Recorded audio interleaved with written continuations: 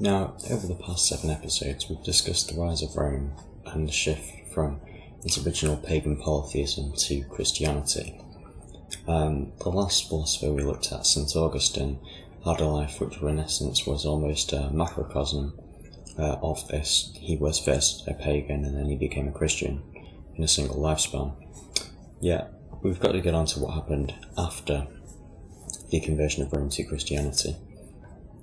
Now, Augustine's greatest work, written after the sack of Rome in 410, was entitled The City of God. In it, he reassures the Roman Christians that, although the city of man, that Rome, had fallen, the city of God was not of the serf and would endure. And in essence, in this book we can see the shape of the West for the next millennium. Although the final sack of Rome by the German Goths in 476 resulted in the nominal end of the Western Empire, in the monasteries and basilicas, echoes of the ancient glory and knowledge of Rome were preserved. Now, I want to do a little aside for a second and talk a bit about monasticism.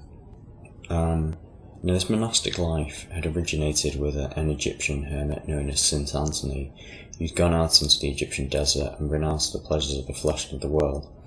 St. Anthony himself wasn't particularly remarkable or original. I mean, you might remember from earlier episodes that Diogenes the Cynic had practiced the sort of self-inflicted poverty of living without, the luxuries of classical life. But what was new in monasteries was this institutionalisation. The monks gave themselves over to a life of prayer, contemplation, and studying the scripture. Now, meanwhile, while this sort of new form of learning was growing, the traditional centres of learning, the schools and the cities, were under attack by a different threat. As discussed, after Constantine, the empire's reduced population meant that it faced a degree of imperial overstretch, and things began to deteriorate fairly quickly after Constantine. Now, the form of the death of the Western Empire, the fact that the Goths sacked Rome, is known, but precisely why this was such an issue is not clear.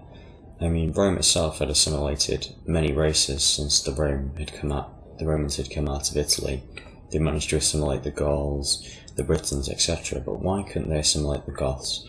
And why did Goths reject Roman culture? Well, part of the reason was there were just so many different types of peoples coming into Europe at this point.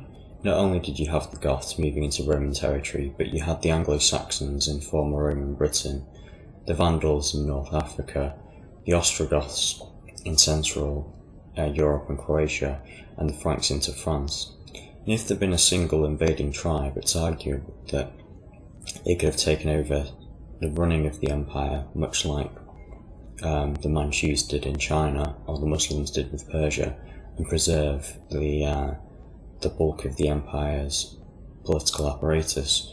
But that didn't occur here. Now, in one view, why the Romans weren't able to formulate an effective response was that this was sort of a re-emergence of the problems that underlined the crisis of the 3rd century. There's a lack of respect for the office of the emperor by the army.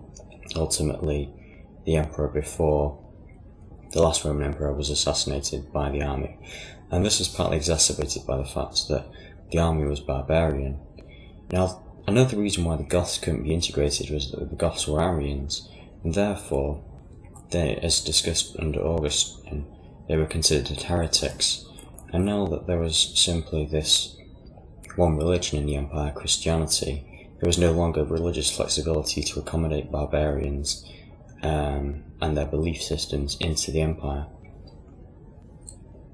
Now, I think if you want to look at it, the real turning point, the point of utter no return, was the reign of Valens, who in my opinion was the worst emperor of Rome.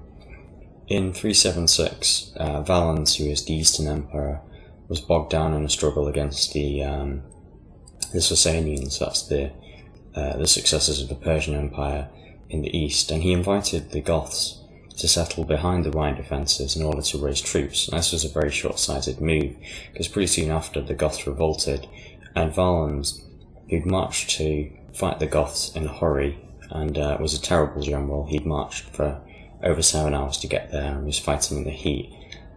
In essence, lost the whole of the Eastern Roman army he lost at least 2/3 of his men, and it would take another generation before the Romans were able to raise a decent army again. Now, after this, there was another emperor, Theodosius, who was fairly successful in stemming the chaos, but Theodosius' son Honorius was also terrible. He assassinated his best general, Stilicho, partly because of fears of a coup by Stilicho, which wasn't helped by the fact Stilicho was half barbarian himself. And so, after the reign of Honorius and the sack of Rome in 410, which was partly a result of him having assassinated his most competent general, Rome was unlikely to rise again for at least 100 years. Now, there was one last shot at Rome coming back to glory, and this in general is missed out of popular histories of the empire. That's the reign of Justinian I. Now, Justinian was the emperor of the Eastern Empire, or Byzantium, and he was emperor around 500 AD. Now, he managed to reconquer a lot of the lost Roman territories in North Africa and in Italy, thanks to his great general Belisarius. But unfortunately, under Justinian, he was faced with a massive outbreak of plague, which destroyed up to 40% of the inhabitants of Constantinople, and of course made the taxation required to fund his newly conquered territories ruinous. And so after the death of Justinian, this in effect was the end of Rome. What remained of knowledge in the West, the Latin scripture and the commentaries taught in church, will be the last ark of civilization against the flood of darkness that has settled over the West.